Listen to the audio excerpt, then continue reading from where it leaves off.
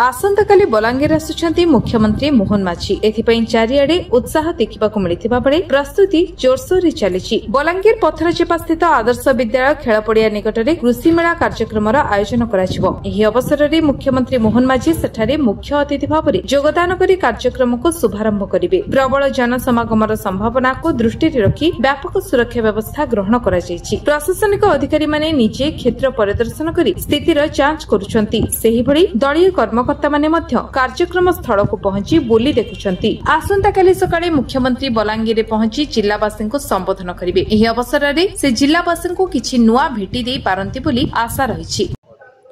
केंद्र सरकार 11 वर्ष एवं राज्य सरकार 1 वर्ष पूर्ति उपलक्षे आसंता काली ओडिशार लोकप्रिय नेता माननीय मोहन चरण माझी एक कृषक समावेश रे जोग देवार कार्यक्रम अच्छी एवं 1 वर्ष मध्य जहाँ ओडिशा सरकार जनहितकर कार्यगुड़िक करि जाइछन से विषय रे सर्वसाधारण रे कृषक मान को एवं जनसाधारण को तांको रिपोर्ट कार्ड प्रदान करिवे एवं आगामी दिन रो कार्यपंथा संबंध में लोकन को अवगत करेंगे।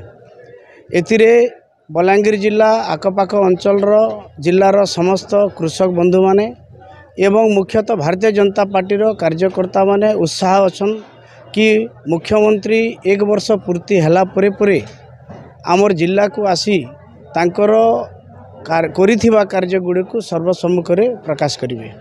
देखंतु डबल इंजिन सरकार भारतीय जनता पार्टी सरकार बूथ स्तर रु आरंभ करी जिला स्तरीय राज्य स्तरीय पर्यंत एक सांगठनिक प्रक्रिया चली। भारतीय जनता पार्टी विधि अनुसार प्रत्येक वर्ष 11 वर्षर कथा कहून किंबा 1 वर्षर कथा कहून आमे जहाँ करी जाइछुं आज पर्यंत से विषय रे समस्त को अवगत करेंगे। जदि मुख्यमंत्री कार्यालय रु अन्य किसी कार्यक्रम जदि करेंगे परवर्ती समय आपण मान को आमे निश्चित रूपे जणेदेबू।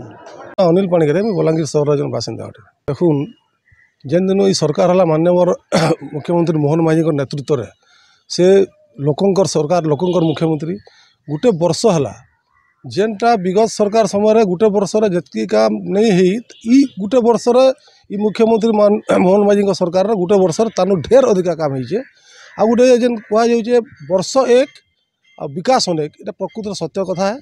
आर काली जेन आसुचन माननीय मुख्यमंत्री आम कृषि मेला के बहुत खुशी कथा जेहेतु गला गोटे वर्ष कृषि और कृषक सशक्तिकरण से बहुत किसी भेटी देन आसंता काली भी किसी निश्चित भाव कृषि और कृषक सशक्तिकरण लगी किसी नुआ भेटी भी देवे बोली आम आशा अच्छी। उत्साहित आमर सही से कृषि और कृषि मान जेन धान रेन बढ़ा होता रेट 3100 टका तो कृषक खुशी कथा शीतलकरण माने शीतल भंडार मैंने होगा जाऊँगे बहुत जगह जेनटा चाषी और कृषक लगे खुशी कथा। तो ये कृषक मान लगी चाषी लगी माननीय मुख्यमंत्री मोहन माझी वर्षे कर आगे आहरी अनेक करेंगे कृषि और कृषक के सशक्त करवार लगी। बलांगीर रिपोर्ट विश्व विजय न्यूज ओडिशा।